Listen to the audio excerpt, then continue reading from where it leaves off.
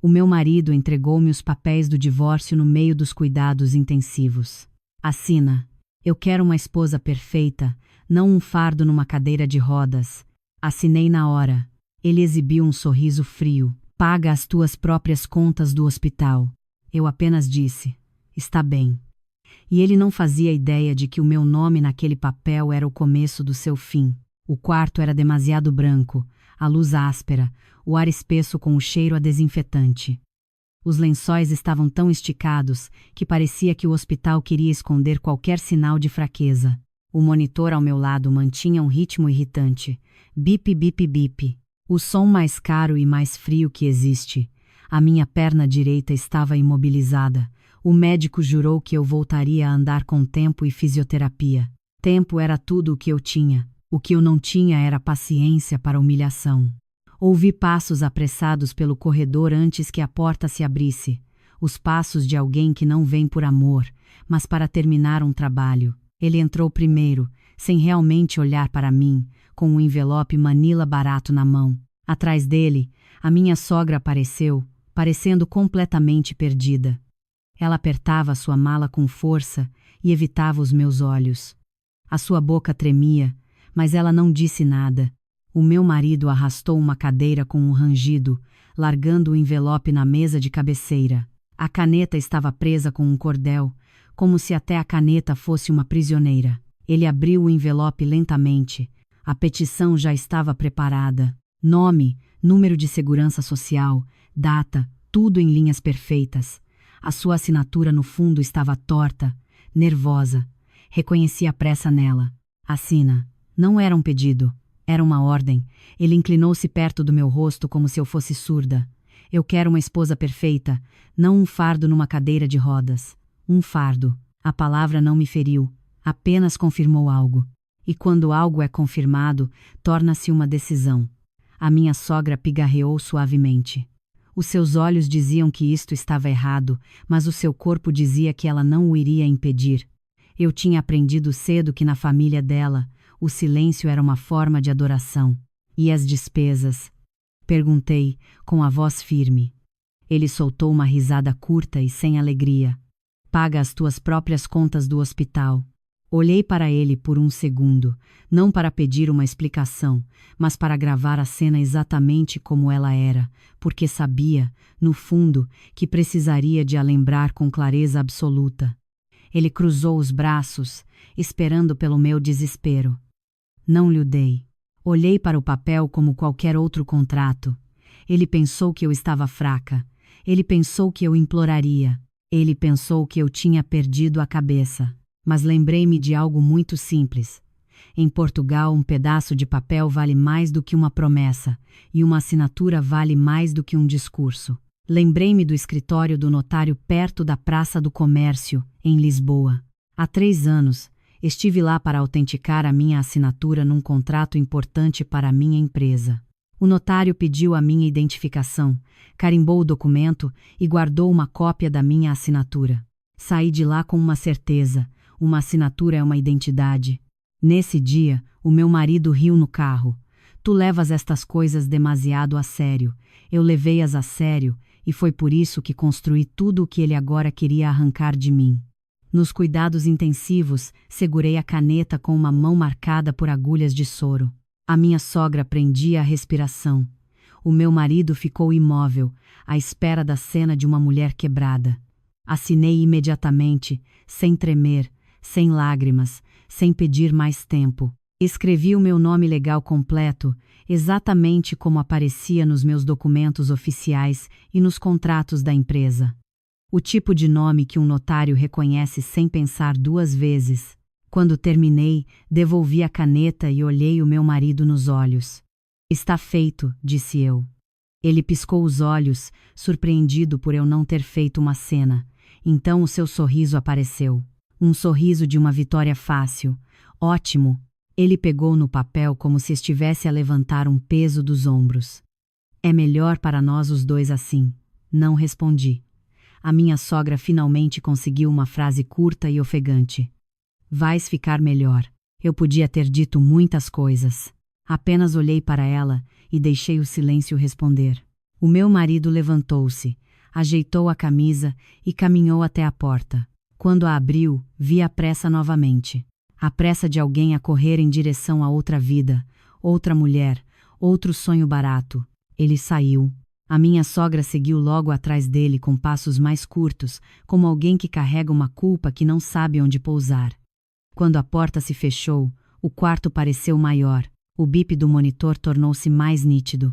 Um nó formou-se na minha garganta por um momento, não de amor, mas de memória. Lembrei-me de quem eu tinha sido naquela casa. Eu era a mulher que pagou a entrada do nosso apartamento quando o negócio dele faliu. Eu era a mulher que segurou a mão dele no funeral do pai. Eu era a mulher que comprou os medicamentos da mãe dele quando o seguro caducou. Eu era a mulher que aguentou as piadas dele nos churrascos para manter a paz. E mesmo assim, tornei-me um fardo. Fechei os olhos e respirei fundo. A voz da minha vizinha, Isabel, surgiu na minha cabeça. Isabel tinha quase 60 anos e falava com uma mistura de carinho e verdade. Querida, se um homem quer ir embora, tu deixas, mas não o deixas levar a tua dignidade contigo. Carreguei no botão de chamada. Uma enfermeira entrou, jovem e cansada, com olheiras escuras sob os olhos que nenhum corretivo podia esconder. Tudo bem, senhora. Tudo bem, respondi. A minha voz soou demasiado calma. Preciso de falar com a administração do hospital agora e preciso do meu telemóvel. Ela hesitou, mas trouxe-mo. Quando o aparelho caiu na minha mão, senti o seu peso, como se segurasse uma chave. Abri os meus contactos e procurei um nome que não ligava há meses. Filipa, a minha advogada. Carreguei em chamar. Quando ela atendeu, não desabei, simplesmente disse: Filipa, ele trouxe-me os papéis do divórcio nos cuidados intensivos e eu assinei-os. Da maneira certa. Houve um breve silêncio do outro lado, e então a voz dela veio baixa e firme. Então ele acabou de te dar a coisa que mais queria esconder. Olhei para a porta fechada e imaginei o meu marido a afastar-se dali como se tivesse vencido. E sorri, um pequeno sorriso frio. Eu quero que ele perceba, disse lentamente, que o meu nome naquele papel não é o fim do casamento, é o começo do acerto de contas. Desliguei. Num hospital, tudo é registrado. Hora, nome, testemunhas, papel, assinatura. E naquele envelope, além do meu nome, estava o nome legal completo dele. O nome que ele usa para abrir contas, assinar contratos, parecer respeitável, o nome que agora seria usado para provar quem ele realmente é. Eu não estava desfeita, eu estava a acordar.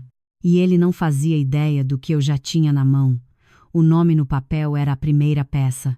Ele pensou que a dor só viveria na minha perna, mas ela tinha mudado de direção.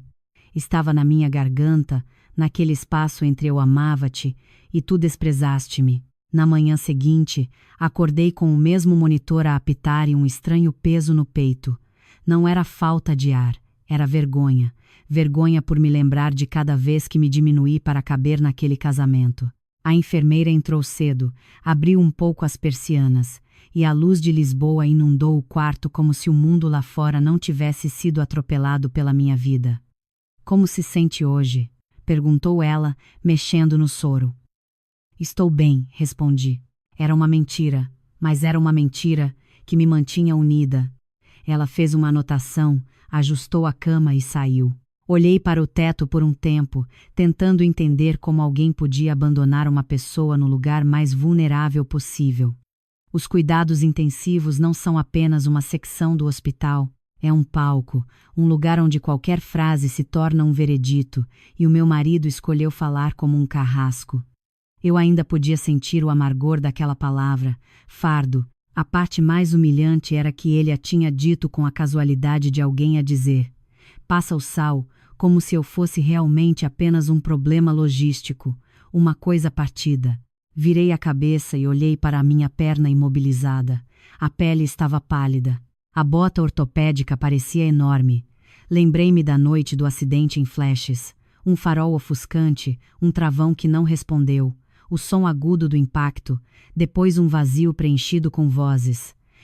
E agora aqui estava eu com uma perna presa e um casamento que tinha sido enterrado antes mesmo de eu acordar.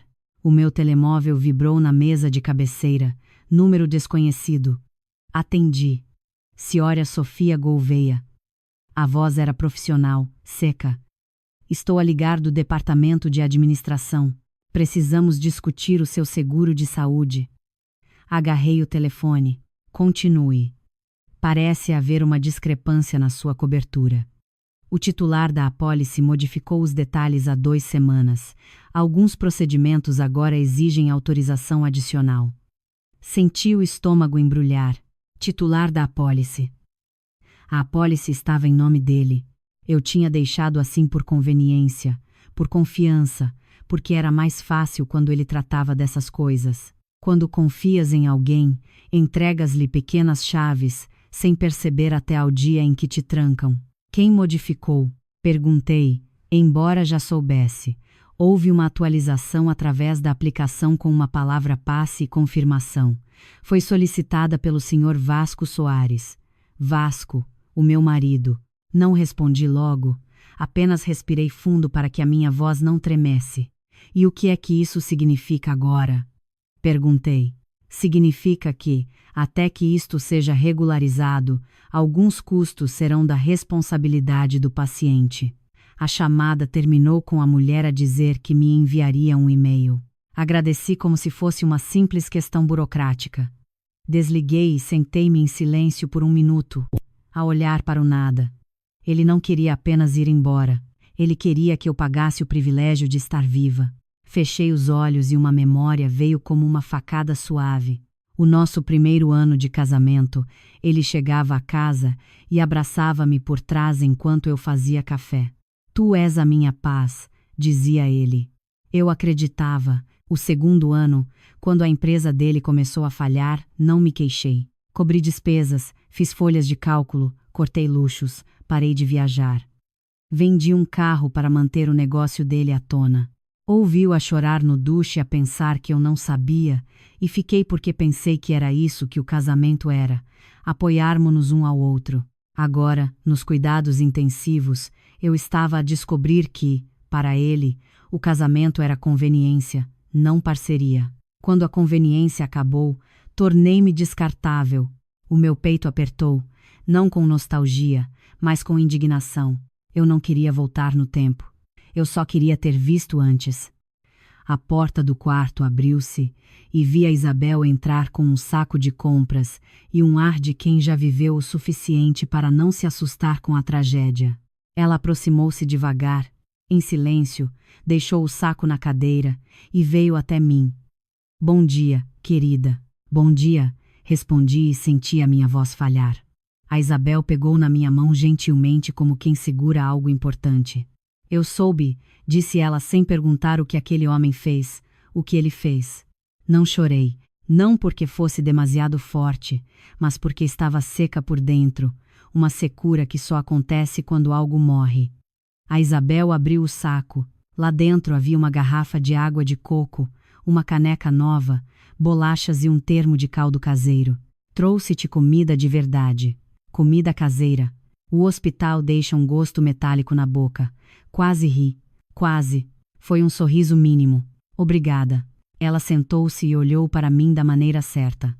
Não como uma enfermeira, não como uma visitante curiosa aqui para a fofoca. Olhou para mim como uma mãe. Sofia, olha para mim. Ela apertou a minha mão.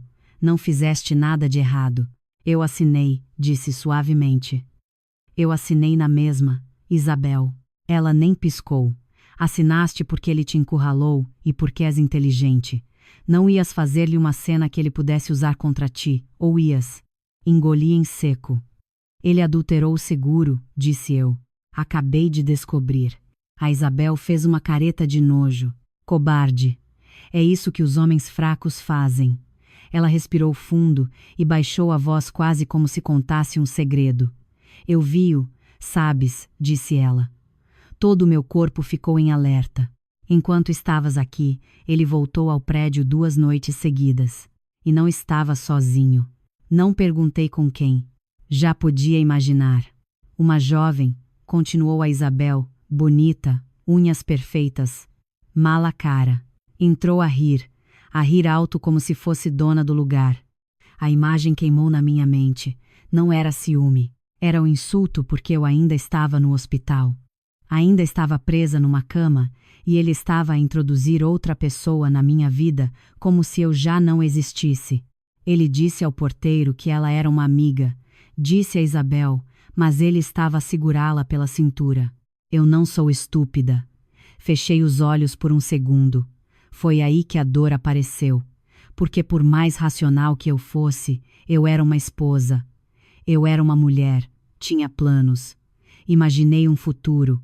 E esse futuro tinha sido ocupado por uma estranha, como se eu fosse um pedaço de mobília velha. Sofia, disse a Isabel, acariciando suavemente o meu rosto. Chorar não te torna mais fraca, mas não podes chorar à frente dele. Não. Agora abri os olhos. Não vou chorar, disse eu. E percebi que era verdade. Eu tinha passado do ponto de chorar, eu estava no ponto da decisão. O meu telemóvel voltou a vibrar. Uma mensagem do meu marido, apenas 3 palavras. Precisamos de falar. Eu ri. Uma risada silenciosa. Ele tinha me expulsado da sua vida nos cuidados intensivos e agora queria falar. Não respondi. Abri a minha aplicação bancária e vi que uma transferência tinha sido agendada da conta principal da minha empresa. Uma pequena quantia, dividida, quase discreta, o tipo de quantia que ninguém nota no meio do caos. Mas eu notei. Deslizei o ecrã e vi mais 2 e depois outra. Transferências para uma conta que não reconhecia. O meu coração ficou anormalmente calmo. O mesmo homem que me chamava de fardo estava a usar a minha empresa como seu multibanco pessoal. Liguei a Filipa novamente. Ela atendeu rapidamente. Eu sabia que ias ligar de volta. Ele adulterou o seguro de saúde, disse eu, e há transferências agendadas da conta da empresa. A Filipa respirou fundo. Ele está a tentar drenar? O que ele pensa que é dele? Mas não é, disse eu. Não, ela confirmou. Não é. Fechei os olhos e imaginei-o provavelmente num apartamento alugado a brindar com alguém a acreditar que tinha vencido. Disse lentamente, quero que me expliques algo simples, Filipa. Sem jargão legal, como se estivesses a explicar a Isabel. A Filipa soltou uma risada curta. Ok, a coisa é a seguinte. Ele pensou que te apanhou quando estavas fraca, mas tu assinaste da maneira certa com o teu nome legal completo enquanto estavas lúcida. Isso tira a narrativa dele de que estavas incapacitada. Além disso, o facto de ele te ter feito assinar naquele momento ajuda a provar a intenção dele, a pressa, a crueldade e o nome. Perguntei, o nome legal completo dele no papel é a âncora. Ele é a pessoa real. ID, assinatura, data. Ele não pode alegar mais tarde que não foi ele. É como ter sido autenticado. Nome certo, pessoa certa, responsabilidade certa. Consegui um sorriso pequeno e frio. Então vou fazê-lo sentir, disse eu. Sentir o quê? Perguntou a Filipa. Que eu não sou um fardo. Desliguei e olhei para a Isabel. Ela percebeu apenas pela minha expressão. O que vais fazer, querida? Respondi da maneira mais simples. Vou deixar de ser a boazinha. A Isabel acenou com a cabeça como se fosse a bênção de que eu precisava. Então fazes bem. Respirei fundo e liguei para a fisioterapeuta. Quando ela entrou, pedi a barra de apoio e tentei levantar-me. A dor disparou como fogo. As minhas mãos tremeram. Quase caí e ouvi a minha própria voz baixa, firme, a sair do meio daquele esforço. Vou voltar a andar. A terapeuta apoiou-me gentilmente, um passo de cada vez. Dei um passo e nesse passo senti que não era apenas o meu corpo a voltar. Era a minha vida. Fora do hospital, o meu marido pensou que eu estava presa, mas eu já tinha começado a sair, e quando saísse, ia lhe fechar a porta na cara sem gritar, sem implorar, apenas com factos. E ele nem tinha percebido que o envelope que ele atirou para minha cama não era o fim, era o recibo do seu erro. Sempre pensei que a vingança era gritar, partir pratos, humilhação pública, um escândalo no meio da rua. mas a Filipa ensinou-me algo que nunca vou esquecer. Em Portugal, a vingança mais cara é a silenciosa, porque vem com um carimbo, um número de processo, uma data e hora, e ninguém a pode apagar. Ao fim dessa tarde, eu tinha tomado 2 decisões. Primeiro, nunca mais discutiria com ele por mensagem. Segundo, ia sair deste hospital com algo que ele nunca teve qualquer controlo. A fisioterapeuta voltou depois do almoço, ajustou o cinto de apoio à minha cintura e colocou a muleta no lado correto. Hoje vamos ficar de pé por mais tempo, disse ela. Respirei fundo. O chão parecia tão distante, como tentar descer de um edifício sem escadas. Quando me levantei, a dor surgiu como um choque elétrico quente. A minha visão ficou turva por um segundo. Senti suor frio nas minhas costas. Com calma, disse ela firmemente. Tu consegues. Coloquei as mãos na barra e prendi a respiração. Naquele momento, pensei no meu marido a rir. Paga as tuas próprias contas do hospital. Pensei nele a chamar o meu corpo ferido de fardo. E algo dentro de mim ficou em silêncio. Não um silêncio triste, mas um silêncio, como um interruptor a ser acionado, desligando a parte frágil. Dei mais um passo, e quando me sentei novamente, não senti vitória. Senti uma direção. O meu telemóvel vibrou. Era uma mensagem do meu gerente de banco. Não me lembrava de lhe ter escrito, até que me recordei de ter ativado algo há meses. Uma procuração que assinei no cartório para tratar de assuntos da conta da empresa quando eu estava a viajar. Não era nada legalmente complexo. Era apenas o tipo de papelada que um empresário prepara para que a sua vida não pare.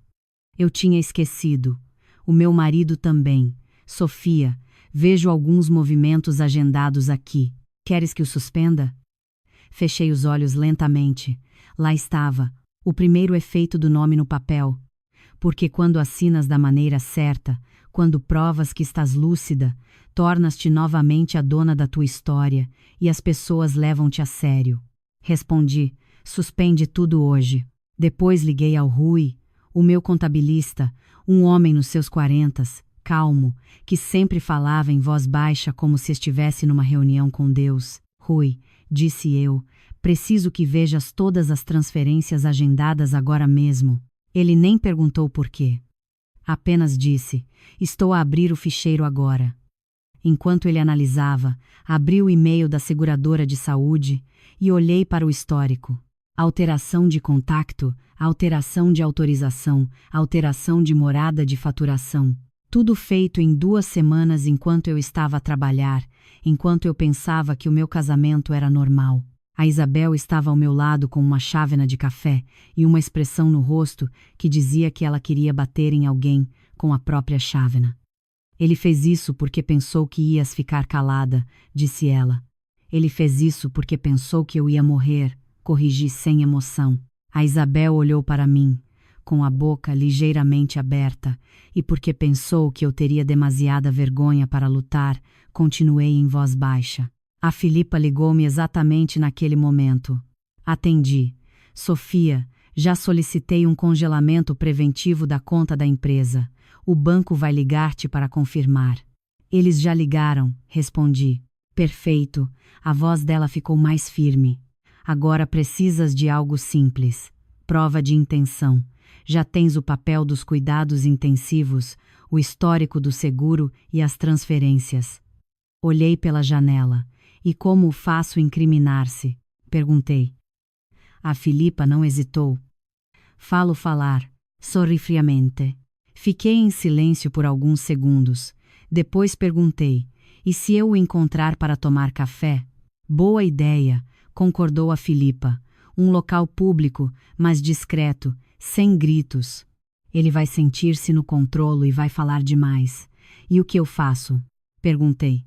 Tu apenas ouves. A Filipa respirou. Tu tens a cara de quem ouve e se lembra. Desliguei e olhei para a Isabel. Vou encontrá-lo. A Isabel quase saltou da cadeira. Não vai sozinha. Não vou, disse eu. Mas ele não precisa de saber disso. Naquela noite, enviei ao meu marido uma única mensagem, uma que parecia inocente. Ok. Amanhã às 17 no Café Central. Ele respondeu em menos de 1 minuto. Perfeito. Ele sempre adorou essa palavra, como se a vida fosse um filtro bonito e uma esposa decorativa ao seu lado. No dia seguinte, eu estava num quarto normal, ainda com dores, ainda a lutar, mas com uma clareza perigosa, e preparei-me, não como uma paciente, mas como uma mulher que não pede desculpas por existir. Cabelo apanhado, maquilhagem leve e um batom subtil, uma blusa de bom tecido, porque eu sabia que homens como ele ficam assustados quando a mulher que eles descartaram aparece com um ar sólido. A fisioterapeuta ajudou-me a entrar na cadeira de rodas. Tem a certeza que quer sair? Perguntou ela. Tenho a certeza, respondi. Hoje, preciso de andar por dentro. A Isabel acompanhou-me até a entrada. Ela não entrou no café.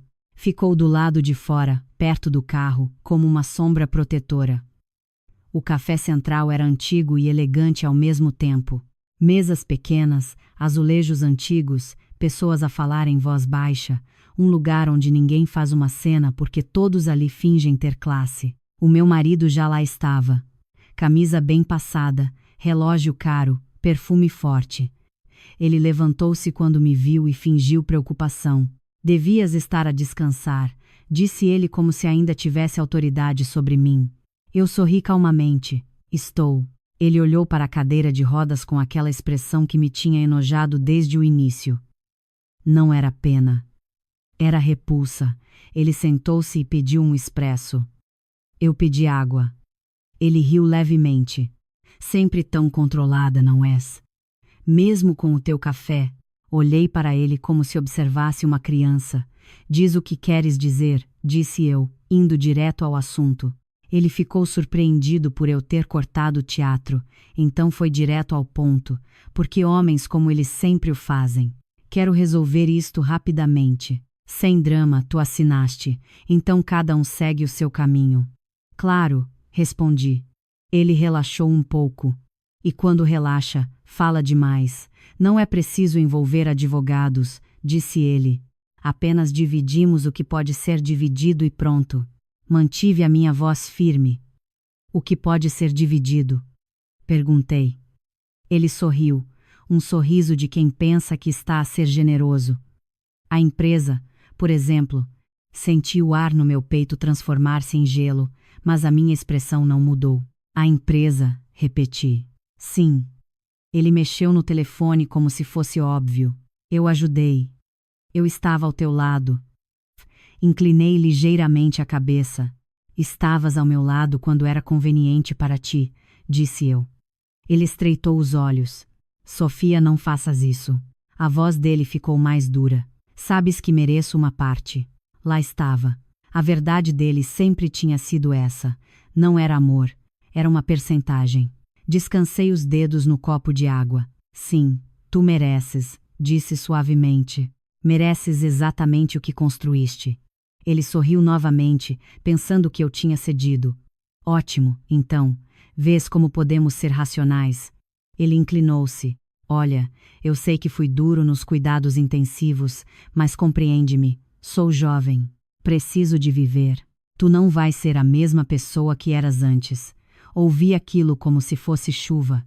E por dentro, agradeci-lhe porque cada frase que ele pronunciava era mais um tijolo na minha fundação. Olhei-o nos olhos e perguntei como que por curiosidade. Tu adulteraste o seguro de saúde? Ele piscou.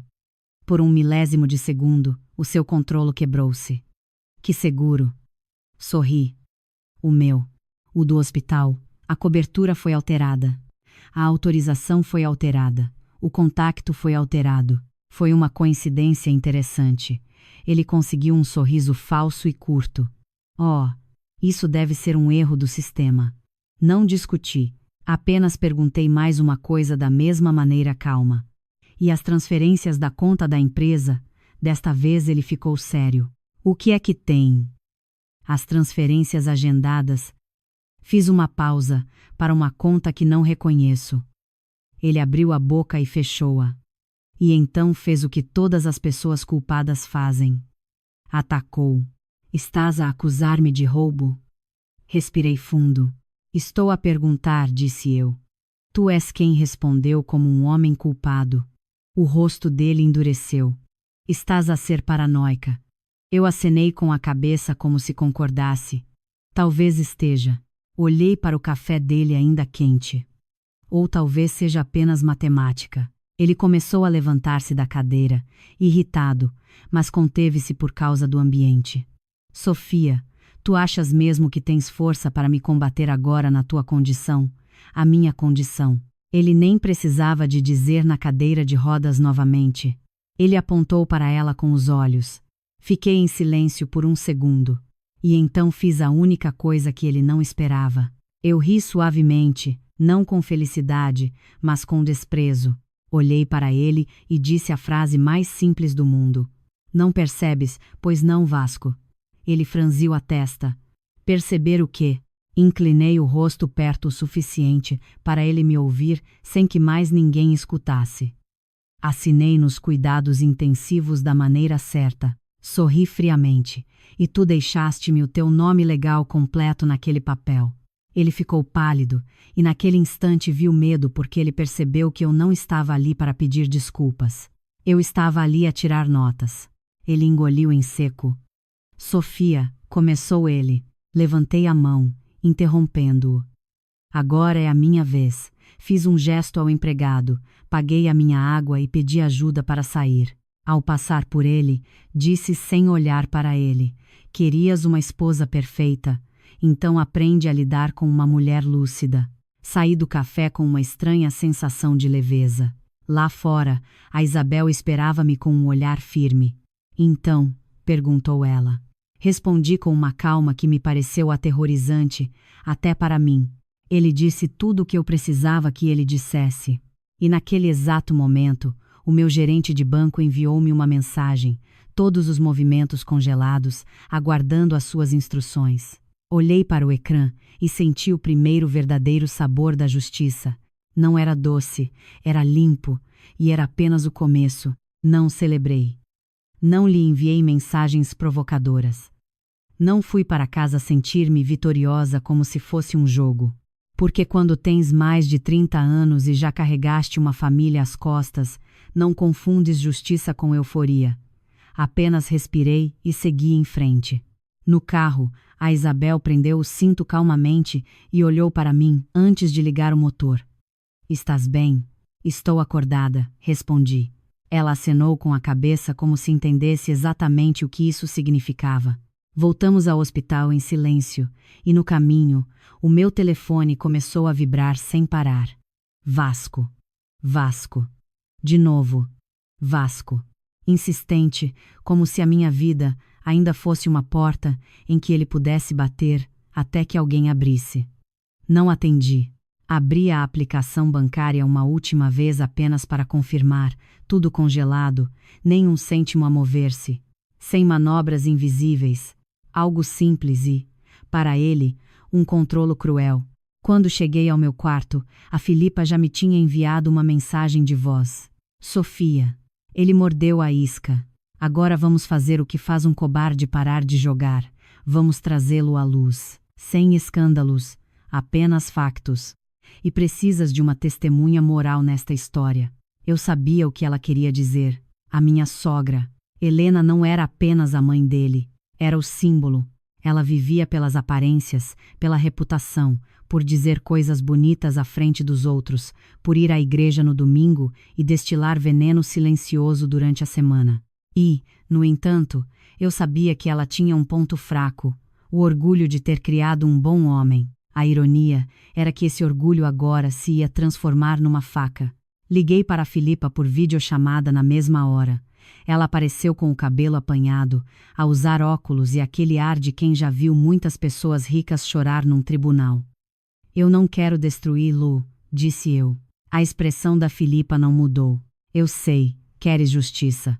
Destruição é o que ele fez nos cuidados intensivos. Agarrei o lençol com a mão.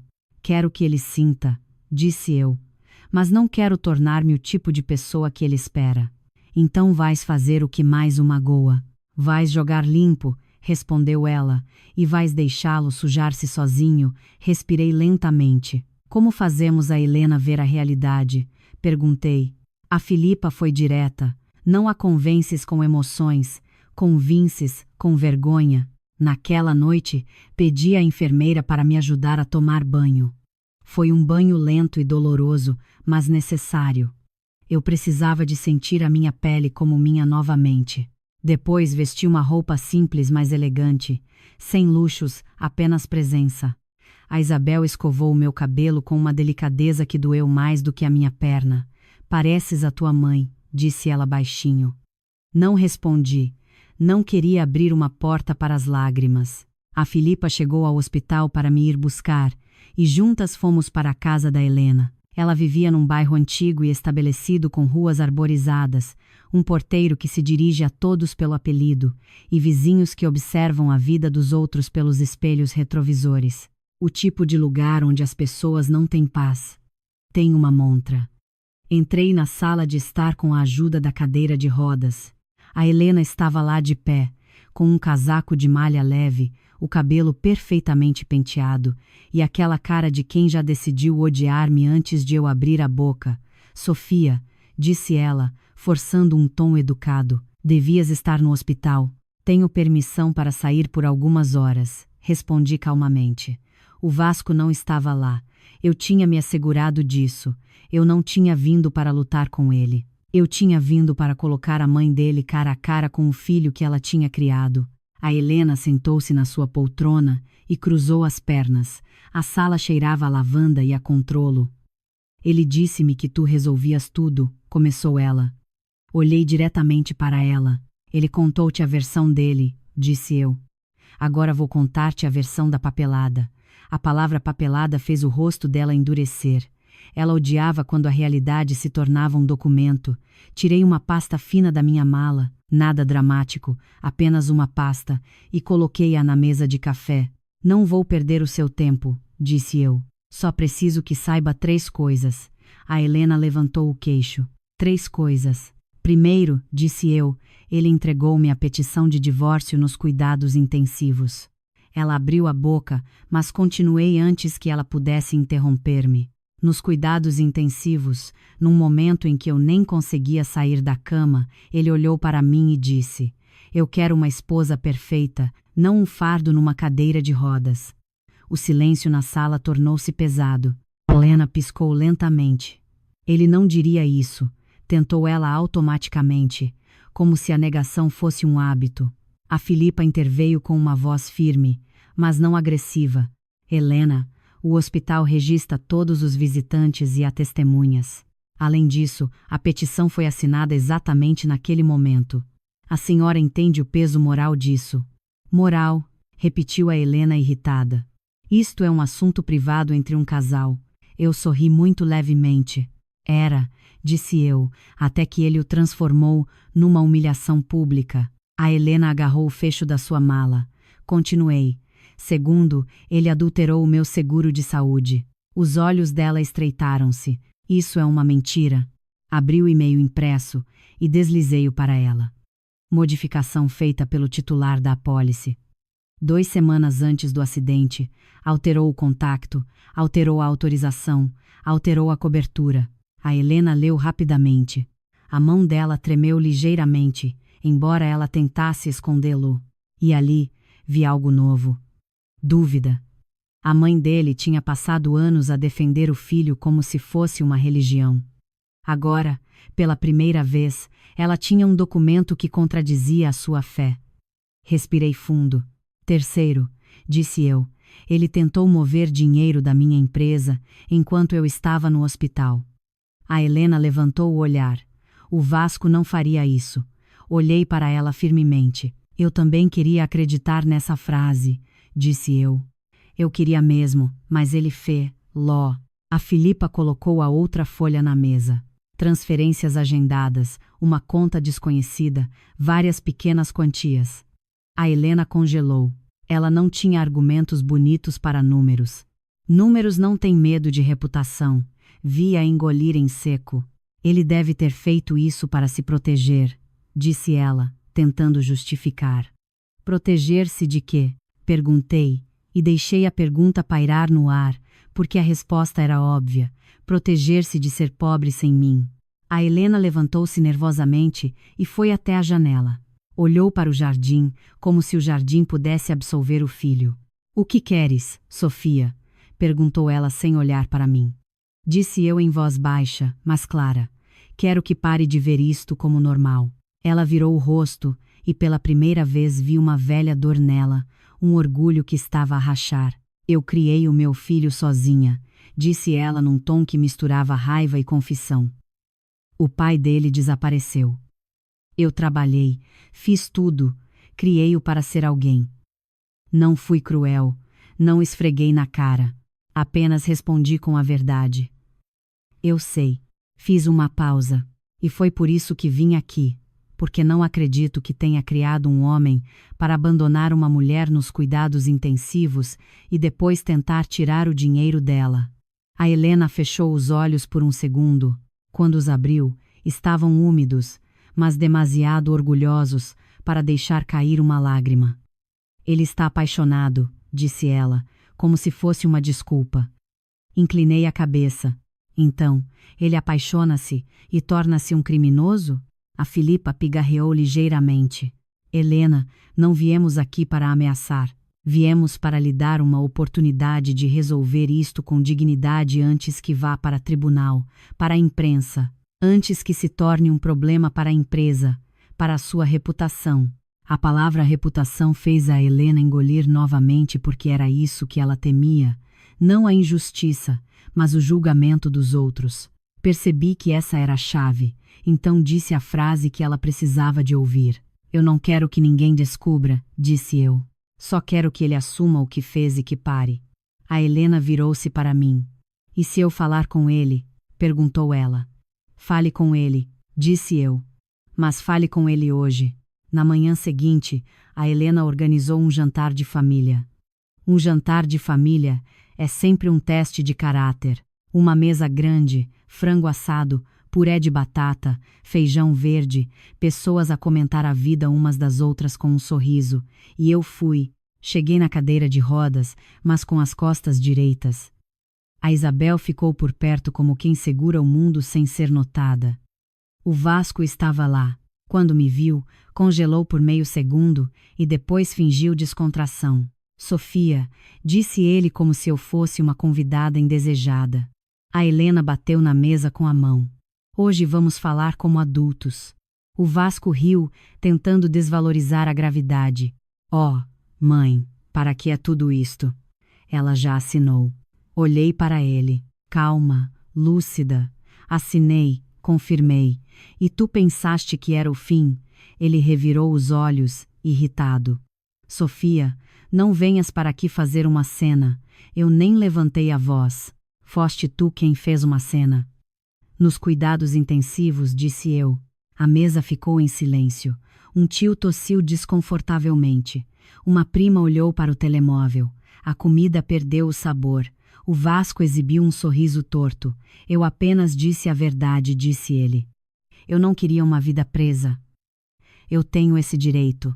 E ali, à frente de todos, ele fez a coisa mais estúpida de todas. Ele confessou com orgulho. A Helena ficou pálida. Disseste isso à tua esposa? Perguntou ela em voz baixa, perigosamente silenciosa. O Vasco encolheu os ombros. E daí? Eu sou um homem. Tenho necessidades. Senti vontade de rir, não da frase, mas da certeza de que ele estava a cavar a sua própria cova com uma colher de arrogância. A Filipa abriu a pasta e colocou uma folha de papel ao lado do prato dele. E tu também tens responsabilidades, disse ela friamente. Estas transferências foram feitas da empresa dela, e tu és quem modificou o seguro de saúde. O Vasco olhou para ela e tentou reagir como sempre fazia, atacando. Isto é assédio. Ela enlouqueceu. Eu apenas olhei para ele. Eu estava louca quando te estava a apoiar e pensei que era amor, disse eu. Agora estou apenas acordada. Ele agarrou o garfo com força. Vais arruinar a minha vida, rosnou ele. Eu sorri um pequeno sorriso reto. Tu já a arruinaste sozinho, respondi. A Helena levantou-se da cadeira, quase derrubando o copo. Basta. A voz dela saiu com um peso que ninguém ali ignorou. Tu trouxeste vergonha a esta família. O Vasco ficou sem palavras por um segundo. Mãe, começou ele. Não. Ela apontou para ele. Tu não vais tocar noutro cêntimo do dinheiro dela. Vais assinar o que é justo e vais pagar o que deves. Ele olhou em redor à procura de aliados. Não encontrou nenhum. Porque para a geração mais velha, há algo pior do que ser pobre, não ter honra. E naquele momento, ele não tinha nenhuma. Eu não precisei de gritar. Apenas vi no rosto dele como ele finalmente entendeu que eu lhe tinha tirado a única coisa que ele pensava que nunca perderia, a aprovação da sua própria mãe. Recuei a minha cadeira lentamente e disse antes de sair: querias uma esposa perfeita. Fiz uma pausa. Então aprende o que uma mulher de verdade faz quando é deitada fora. Saí e o barulho da casa desvaneceu-se atrás de mim, mas a vergonha ficou com ele. Depois daquela refeição, não senti prazer.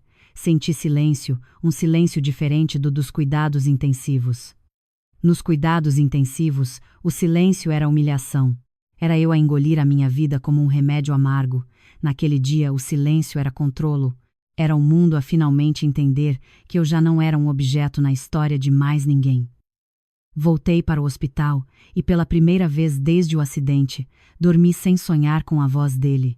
2 dias depois, a fisioterapeuta entrou com aquele ar prático de quem não se emociona com dramas. Hoje, vamos andar pelo corredor. Olhei para as minhas mãos, ainda magoadas, ainda frágeis, mas a minha voz estava inteira. Vamos. Ela colocou-me o arnês, ajustou a muleta, mostrou-me como mudar o peso. Levantei-me lentamente. A dor veio como sempre, mas agora tinha um lugar. Já não era a dor do abandono, era a dor da reconstrução. Dei um passo, depois outro, pequenos, desajeitados, reais, e no final do corredor vi a Isabel sentada numa cadeira como se fosse uma âncora. Ela sorriu quando me viu. Aqui está ela, disse ela suavemente, como para não assustar a Vitória. Minha menina. Não consegui conter, não de tristeza, mas de alívio. Uma única lágrima escapou. A Isabel levantou-se e veio até mim. Não estás sozinha, disse ela. E eu entendi que família não é apenas sangue. Família é quem fica. Na semana seguinte saí do hospital. O sol bateu no meu rosto como se eu tivesse estado presa por anos. Entrei no carro com cuidado, as minhas pernas ainda com uma tala, mas a minha alma já estava de pé. Assim que cheguei à casa, fiz algo que não fazia há muito tempo. Tranquei a porta e senti-me segura. A Filipa chegou tarde naquela tarde com uma pasta fina e a expressão de quem traz boas notícias sem precisar de sorrir. Ele concordou em assinar. Olhei lentamente. Ele concordou porque quis? Perguntei. A Filipa soltou um breve suspiro pelo nariz. Ele concordou porque percebeu que se não assinasse, o próximo passo seria feio para ele. Feio. A palavra perfeita, porque homens como o Vasco não têm medo da consciência. Têm medo da sua imagem. E quais são os termos? Perguntei. A Filipa abriu o documento e apontou para as linhas. A empresa permanece 100% sua. Ele é oficialmente removido de qualquer cargo, qualquer acesso, qualquer autoridade de assinatura. Está proibido de se apresentar como representante e está a devolver tudo o que tentou mover. Senti um peso a sair do meu peito, mas não celebrei. Apenas senti. E as contas do hospital? Perguntei. A Filipa levantou uma sobrancelha. Ele está a pagar a parte dele. Não por generosidade, mas por obrigação, e porque sabe que a história dos cuidados intensivos, se for a julgamento, não ficará bem para ele. Fechei os olhos por um segundo. Ouvi a voz dele novamente. Paga as tuas próprias contas do hospital. E vi a ironia. No final, ele pagaria, mas não porque decidiu ser um homem, mas porque o mundo com os seus carimbos e datas não deixa os cobardes jogar para sempre. Há mais, disse a Filipa. Abri os olhos. O banco registrou tudo. As tentativas de transferência, as contas, o padrão, cria um rasto. Ele não vai conseguir fazer isto a outra pessoa tão facilmente. Eu entendi o que isso significava. Eu não estava apenas a salvar-me. Eu estava a impedi-lo de aplicar o mesmo golpe à próxima mulher. E isso, para mim, valia mais do que qualquer humilhação pública. Naquela noite, sentei-me no meu sofá com gelo na perna e uma chávena de chá que mal conseguia segurar. A casa estava em silêncio, mas não vazia. Eu tinha deixado de ser esposa e tinha voltado a ser eu. O telefone vibrou. Era um número familiar. Helena. Levei um momento para atender, não por medo, mas por cautela, porque algumas feridas, se as tocas muito cedo, reabrem. Atendi. Sofia, disse ela sem a sua arrogância habitual. A voz dela estava baixa. Posso falar? Pode. Houve um silêncio do outro lado, e percebi que pela primeira vez ela estava a escolher as suas palavras. Não estava a jogar. Fiquei envergonhada, confessou ela, com o que ele fez, com a forma como falou de ti. Não respondi. Deixei-a continuar. Passei a minha vida a defender o meu filho, disse ela, e pensei que isso era amor de mãe. Mas confundi amor com cegueira. Respirei lentamente. Helena, disse calmamente, eu não vim para destruir o seu filho. Eu vim para fazê-lo parar. Sei, respondeu ela, e agradeço por o ter feito sem gritar, porque se tivesse gritado eu lá ia odiado e teria continuado a defender. Fechei os olhos. Aquilo era dolorosamente humano. A verdade é que algumas pessoas só conseguem ver quando a verdade é entregue educadamente, porque a educação não deixa a vergonha escapar. Eu não sei pedir desculpa muito bem, continuou a Helena, mas perdoe-me, senti um nó na garganta. Não era afeição. Era a sensação de fechar um ciclo. Eu aceito, disse, mas não volte. Não estou a pedir para voltar, respondeu ela. E ouvi um pequeno soluço abafado. Eu só queria que soubesse que eu vejo. Eu vejo no que ele se tornou. E eu vejo quem você é. Desliguei, com a mão a tremer um pouco. A Isabel, que estava na cozinha a lavar a louça como se a casa fosse dela, olhou para mim. Era ela? Sim. E então sorri. Ela pediu desculpa. A Isabel acenou com a cabeça como quem entende que para uma mulher mais velha isso é quase como uma cirurgia sem anestesia. Bom, disse ela, agora segues em frente. E eu segui. Nas semanas seguintes, vivi o tipo de rotina que ninguém publica no Instagram. Fisioterapia, dores, chuveiros difíceis, escadas que pareciam montanhas, medicação, reuniões de trabalho por videochamada e, no meio de tudo isso, pequenas vitórias. O dia em que fiquei de pé sozinha por 5 segundos. O dia em que atravessei a sala sem muleta. O dia em que voltei a conduzir. Devagar, assustada mas livre. E a cada passo, percebi algo. Eu não estava apenas a recuperar a minha perna. Eu estava a recuperar o respeito que tinha por mim mesma. O Vasco tentou ligar algumas vezes. Eu nunca atendi. Ele enviou-me uma mensagem. Sofia. Cometi um erro. Estava desesperado. Desesperado. Eu ri quando li aquilo. Desesperado é quem não tem dinheiro para medicamentos. Desesperado é quem segura a mão de um ente querido nos cuidados intensivos, com medo de o perder. Ele não estava desesperado, estava irritado por ter perdido a sua vantagem, e eu já não estava disponível para confortar um homem sem caráter. No dia em que o divórcio foi oficialmente finalizado, fui ao cartório com a Filipa. Eu levava uma bengala leve, mais por segurança do que por necessidade. Esforcei-me para entrar a andar. O notário pediu a minha identificação, olhou para a minha assinatura, carimbou o documento e senti algo dentro de mim a encaixar. Era simples, mas era final. Quando saímos, a Filipa disse: "Ganhaste sem sujar as mãos." Olhei para o céu limpo. "Não ganhei", respondi. Eu voltei. Naquela noite, fiz algo pequeno. Abri a janela da sala, sentei-me no sofá, pus uma música calma e bebi devagar um café quente. O meu telefone vibrou uma última vez com o nome dele. Olhei para o ecrã iluminado. "Posso ver-te só mais uma vez?" Não respondi. Apenas deslizei a notificação para longe como quem afasta uma sombra. e pensei com uma calma que parecia gelo e paz ao mesmo tempo. Querias uma esposa perfeita. Apenas não entendeste que a mulher perfeita não é aquela que aguenta tudo, é aquela que sabe quando ir embora e fechar a porta, sozinha. Pousei a chávena na mesa e deixei a casa respirar comigo.